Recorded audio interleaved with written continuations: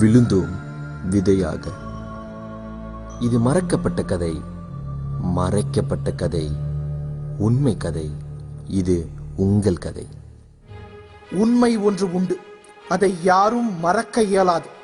காக்கவும் கொடுக்கவும் மாற்றவும் மூவலையாயின் நாட்டில் நாம் வந்து சென்ற சரித்திரமும் முப்பெரும் மன்னர்களால் விட்டு சென்ற தடயங்களும் சரித்திர குறிப்பினில் மறைந்து போனாலும் சத்தியம் உலகில் மறைந்திடுமா?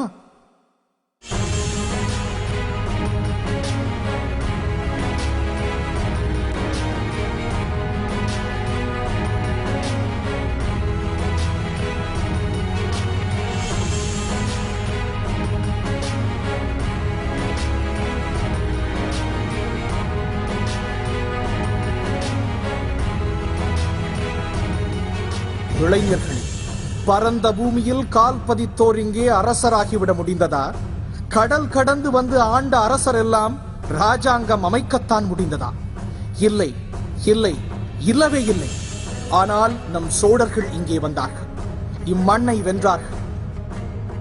ராஜா என்ற வார்த்தை கூட கேட்டிராத மக்களை கொடுமையின்றி மனித நேயம் கொண்டு ஆட்சி செய்தார்கள். அரசு என்ற இயல்பை கூட அறிந்திடாத மக்களுக்கு ஆட்சி செய்ய கற்று தந்து மண்ணை விட்டு சென்றார்கள். பண்பும் அன்பும் மாண்பும் மனிதமும் செயலில் நிறுத்தி படிப்பினையாக இம்மண்ணில் வாழ்ந்த மைந்தரின் மனதில் உரமாய் விதைத்து சென்றார்கள். சிந்து நதி நாகரீகம் உலகம் வியக்கும் பாரம்பரியம். நவீனம் இல்லாத காலத்திலே நாம் கொண்ட தொழில்நுட்பம், சிற்பமும் கோவிலும் கோட்டையும் கூட கையிலே வடிவமைத்த விந்தையெல்லாம் நம்மை தவிர வேறெவரும் கொண்டதாக இதுவரை ஏட்டில் குறிப்பில்லை. கடாரம் என்ற ஊரை கெடா என்று மாற்றினாலும் சோழன் பதித்த சுவடுகளை யாராலும் மாற்ற முடிந்ததா? ஆள வந்த பரம்பரை ஆண்டு விட்டு போன பின் கொடுக்க வந்த பரம்பரை சரித்திரம் உமக்கு தெரியுமா?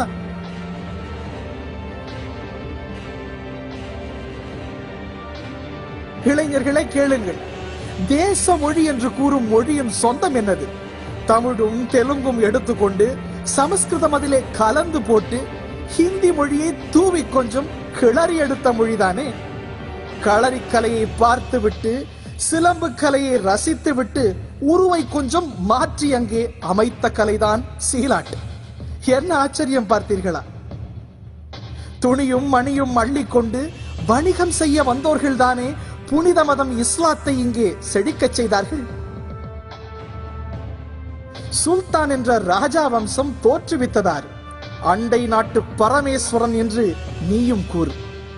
ராஜ சோழன் ஆண்ட மண்ணின் மைந்தன் அவனும் என்று உலகம் வியக்க தயங்காமல் நெஞ்சை உயர்த்தி கூறு.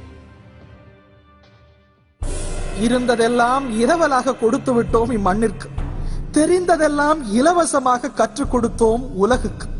கொடுத்ததெல்லாம் போதாதென்று வந்தான் வெள்ளையன் தாய் நாட்டுக்கு.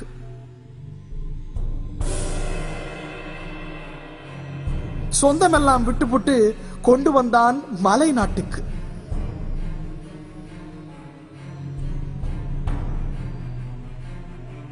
காட்டழித்து நாடாக்க உம்மால் தான் முடியும். உங்களை விட சிறந்த ஆட்கள் யார் எனக்கு தெரியும் என்று கூறி ரப்பர் கண்ணை நட்டு வைக்க சொன்னான்.